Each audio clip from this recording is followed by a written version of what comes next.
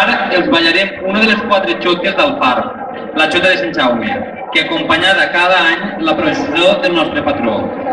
Aquesta xota és un símbol més de les festes que el poble del Far celebra en honor de Sant Jaume i amb ella volem concloure en aquesta vesprada de les festes de Sant Pere.